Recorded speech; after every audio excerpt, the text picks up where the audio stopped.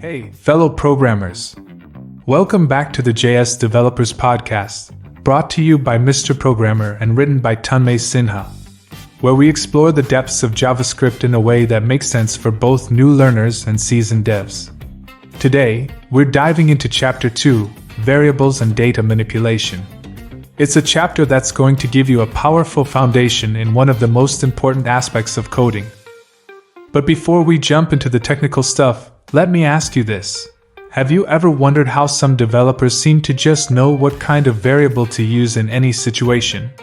Some say it's intuition, others call it experience, but it all comes down to understanding the core concepts of variables and how data can be manipulated.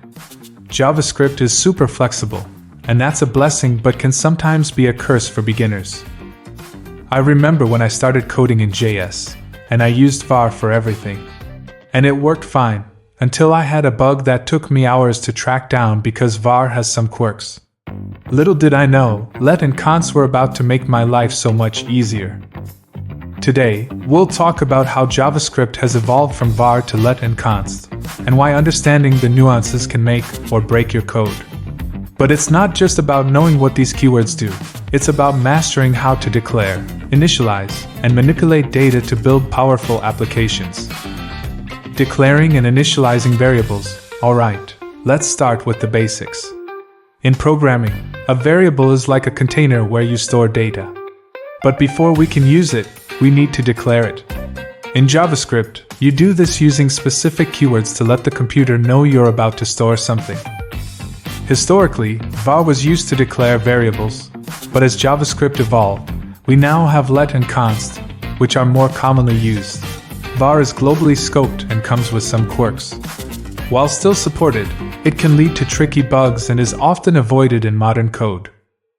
Let allows you to define a variable that you expect to change over time.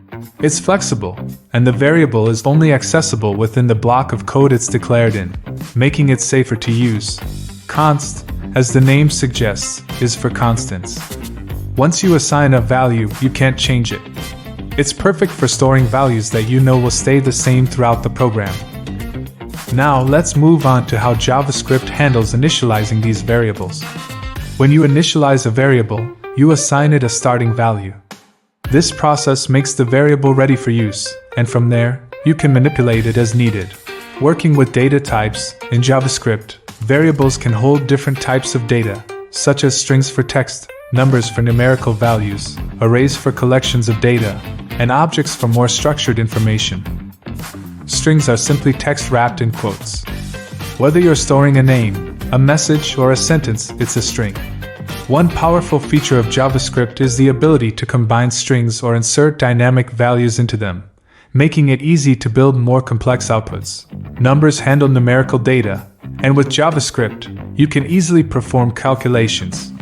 Whether you need to add, subtract, multiply, or divide, JavaScript has you covered. Arrays are like lists. You can store multiple values in a single variable, and each value can be accessed individually. Arrays are great for organizing data that belong together, such as a list of items or even different types of data. Objects are a bit more complex. They allow you to group data together using key-value pairs. Think of objects like a digital filing system where each key leads to a specific piece of information. You can also nest objects within objects for more detailed data structures.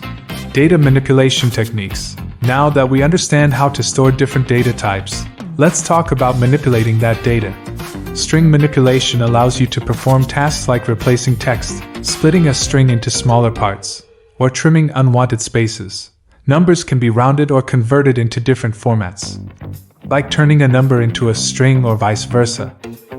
Arrays offer powerful methods to manipulate their elements. You can double the values in an array, filter out specific items, or even reduce all the elements to a single value. Objects can be cloned, merged with other objects, or accessed deeply for specific pieces of information. This flexibility is what makes objects a cornerstone of JavaScript development. By now, you should have a solid understanding of how to declare variables, work with different data types, and manipulate data effectively. These are the building blocks that will empower you to write more dynamic and efficient code as you progress. In the next chapter, we'll continue building on this foundation and explore functions and scope in JavaScript. Stay tuned because things are about to get even more interesting. Thanks for tuning in to the JS Developers Podcast.